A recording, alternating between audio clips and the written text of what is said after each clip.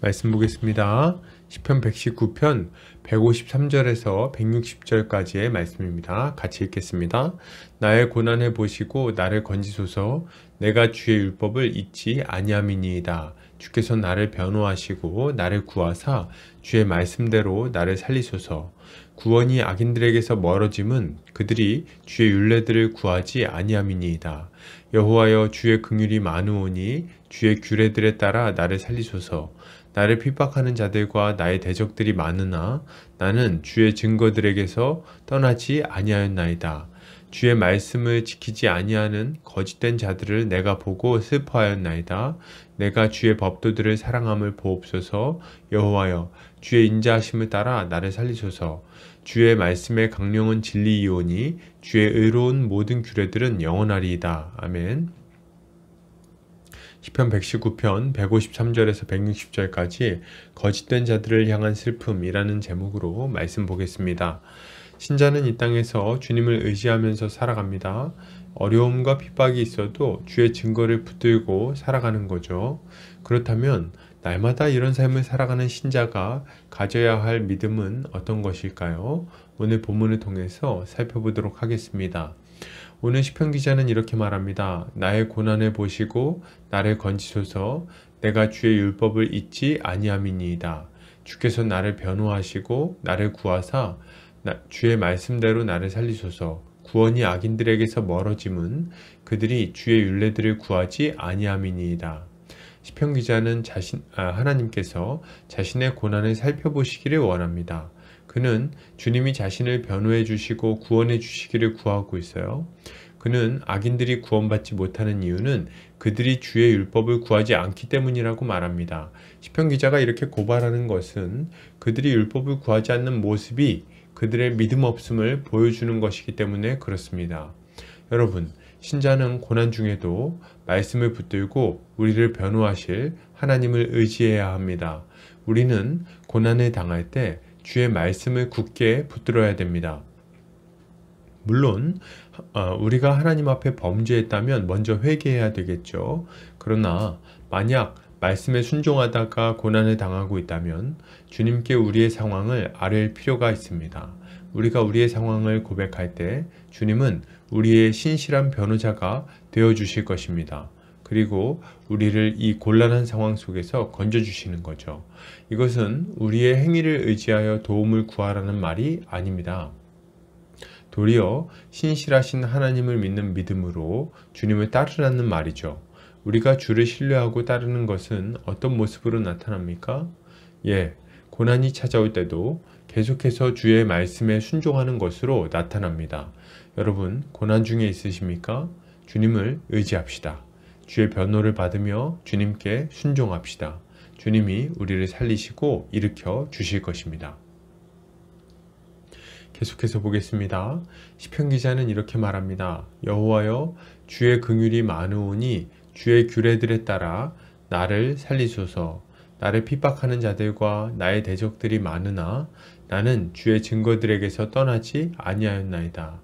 시편 기자는 긍휼이 많으신 하나님께서 주의 규례를 따라서 자신을 살리시기를 구합니다.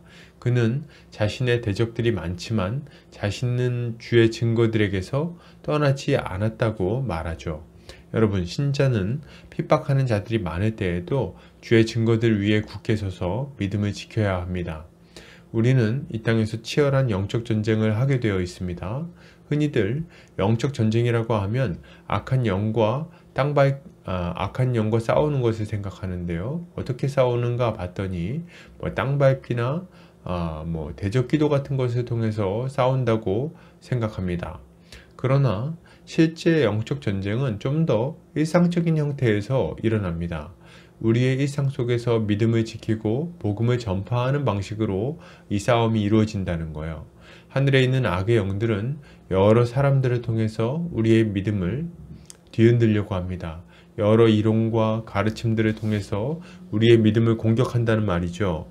그래서 에베소에서 바울은 우리의 싸움은 혈과 육에 대한 것이 아니라고 말하는 것입니다. 그리고 이런 영적 전쟁을 어떻게 해나갈 것인지를 설명해 주고 있어요. 어떻게 싸워야 됩니까? 진리의 전신갑주로 무장하고 진리의 검으로 이 싸움을 싸워야 하는 것입니다. 진리를 굳게 확신하고 그것에서 떠나지 않아야 합니다. 그리고 이 진리를 전파함으로 영적 전쟁에서 승리할 수 있는 거죠. 여러분, 악한 자들의 공격이 많지만 믿음을 잃어버리지 않으시기를 바랍니다. 진리 위에 굳게 서서 악한 자의 공격을 막아내고 그리고 진리를 전파함으로 이 악한 자들의 공격을 이겨내야 되겠습니다. 주님이 이 모든 우리의 이 사역 가운데 신실하게 함께 하실 것입니다. 계속해서 보겠습니다. 시편 기자는 이렇게 말합니다. 주의 말씀을 지키지 아니하는 거짓된 자들을 내가 보고 슬퍼하였나이다. 내가 주의 법도들을 사랑함을 보옵소서. 여호와여, 주의 인자하심을 따라 나를 살리소서. 주의 말씀의 강령은 진리이오니 주의 의로운 모든 규례들은 영원하리이다. 시편 기자는 주의 말씀을 지키지 않는 자들을 보며 슬퍼했다고 말하고 있습니다.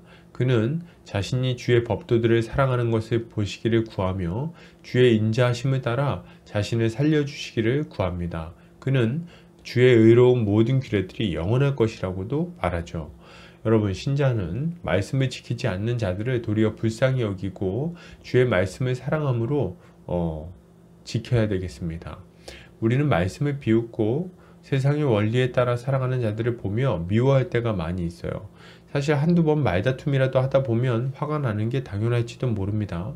그러다 보니 속으로 너 그렇게 살다가 지옥에 가도 난 몰라 이런 마음을 가질 때도 있는 거죠. 그러나 우리는 거짓된 세상의 지혜에 사로잡혀 있는 그런 자들을 불쌍히 여길 필요가 있습니다. 그들의 인생이 얼마나 허무한지 그리고 그 마지막이 얼마나 끔찍한지를 생각하며 긍휼히 여겨야 된다는 말이에요. 그리고 그들이 돌이킨다면 자신들의 이전의 말과 행동들을 후회하고 주님의 기쁨이 되는 삶을 살 것임을 또 우리는 생각해야 됩니다. 사도 바울을 보십시오. 주를 믿은 이후에 그 삶은 주님께 온전히 쓰임받는 삶이 되지 않았습니까? 그러므로 여러분, 우리는 스데반과 같이 주를 모르는 자들을 위해서 불쌍히 여기는 마음으로 기도해야 할 것입니다. 그들이 주의 말씀을 따라 회개하고 돌아올 수 있도록 기도해야 되는 거죠. 이렇게 할 때 주님은 우리의 기도를 통해 구원의 문을 열어주실 것입니다. 결론을 드립니다. 여러분, 신자는 고난 중에도 우리의 신실한 변호자이신 하나님을 의지해야 되겠습니다. 그리고 주의 증거들 위에 굳게 서서 믿음을 지키며 복음을 전해야 할 것입니다. 오늘도 주의 은혜로 승리하는 성도님들 되시기를 주의 이름으로 축복합니다.